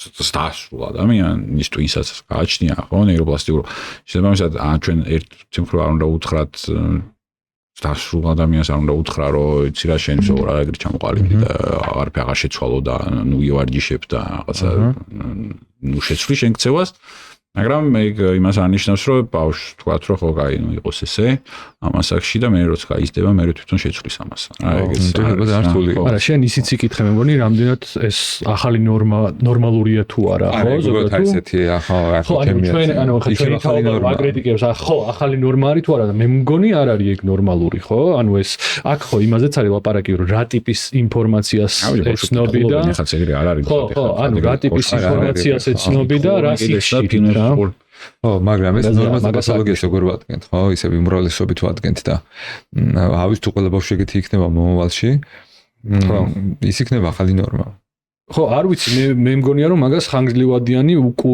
ეფექტი აქვს აი мотиваციის თვალსაზრისით და ზოგადად მენტალური ჯანმრთელობის მდგომარეობის თვალსაზრისით მე როგორც მივხვდი ხო ანუ მთელი პრობლემა ის არის რომ რაღაც არ გინდა მაინც აკეთებ იმიტომ რომ ჩვევაში გაქვს ჩამოყალიბებული რა და მე კიდე ზოგადად ცხოვრებისგანაც ძალიან სწრაფად ელოდები ამ ჯილდოებს რომელიც მე არ მართლდება და კიდე უფრო მეტი იმედი გაქვს ხო და ეს წარმოიდგინე რომ ეს ბავშვები რო დაიზრდებიან ხო და ყველა რო ეგეთი იქნება მოწმობ ეს არის სიტუაცია პრადა όσο კითხულობ ციგნებში თავისთავად ეხლა ვუტრირებ ცოტა ეხლა იმიტომ ამბობ რომ ანუ მე არა ვარის საჯული რომელიც ამაზე იტყვის ხო ამაზე სპეციალისტები საუბრობენ და ამ რისკებს ხედავენ და აფასებენ და ამიტომ გავუკეთე ეს შესავალი რომ ჩემი შეფასების საკითხი არ არის. უბრალოდ დღეს როგორი შეფასებაც გვესმის ჩვენ სპეციალისტებიდან არის იმ ნორმისა და პათოლოგიის გამომდინარე, რა მოცემულობაც უბრალოდ გვაქვს. ეს მოცემულობა გვაქვს იქიდან, რომლებიც გაჯეტებამდე ხანაში ვიყავით ბავშვები. ხო და ანუ ეს პრობლემები ხო ჩანს რა, პრობლემებს ვხედავთ, მაგიტომ ვცვლით კი. სიგარეტს მოწევენ აქტებს.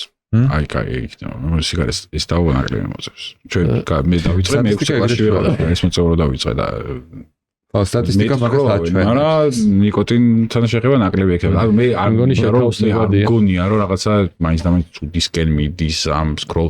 ანუ ეს კარგია რა რომ სკოლოთ ამის საშუალება რო გვაქვს იქიც კარგი. უბრალოდ ნუ ყველა ქცევა არის საჭირო რომ მოაქციოთ იმაში რა ქვია ისეთი ამბავია რა ეხა ამფეტამინური არის ის მედიკამენტები რომლებსაც მთავრობა არ გვაძლევს ხო ანუ არ შემოაქვს ქვეყანაში იმიტომ რომ ცუდია ამბობს და რა ვიცი თუ სწორად გამოიყენე ცუდი არ არის მეგენ არის ყოველას და ყველაფერი ჩვენ მაგროლში არ უნდა ჩავიძოთ რომ ბავშვი ტელეფონი ამიცით საერთოდ ან რაღაცა ისე მაგრამ აქ კითხვა არის აი სწრაფი ხშირი ფაზური გამოყოფა დოპამინის ზოგადად ცუდი არის თუ არა მენტალური ჯანმრთელობა ძალიან ცუდია კი აი მაგაზე არის ამბავი დავასრულოთ მე მგონი ამითი მოვუწოდოთ ჩვენ სვენელს და მაყურებელს რომ მოიწონოს ჩვენი ეს ეპიზოდი ან არ მოიწონოს ნებისმიერი ეს engagement ჩართულობა ჩვენთვის მნიშვნელოვანია დაგვიტო კომენტარები ჩვენი კომპეტენციის ფარგლებში თუ არა და ლუკა დაგვეხმარება გაგცემთ შესაბამის პასუხს გამოიწერეთ გაუზიარეთ თქვენ მეგობრებს რომ გავხდეთ უფრო ბევრნი მე მგონი და საათ ნახევარს გადავაცილეთ უკვე დიდი მადლობა ყურადღებისთვის თუ თქვენ რამე არ გაქვთ დასამატებელი დავამშვიდობოთ ჩვენ მეც მადლობა მიდეროს გადავხადო ძალიან საინტერესო იყო ბევრი რაღაცა გავიგე ბევრს ვიფიქრებ ამ საკითხებზე აწი და ხო ის არ მოწონებაზე სანდრომ რას თქვა კი ბატონო ვეთანხმები მაგრამ მაინც რო იცოდე ძალიან წკინს ხოლმე ამიტომ გვიჩვენე რომ ის მოიწონო არა ნუ თუ არ მოწონებას დააჭერთ კომენტარებში აგვიხსენით რატო დააჭირეთ იმ არ მოწონებას და ვილაპარაკოთ. დიდი რეალური გამოსავალი. აბა დროებით მომავალ შეხვედრამდე. ნახვამდის.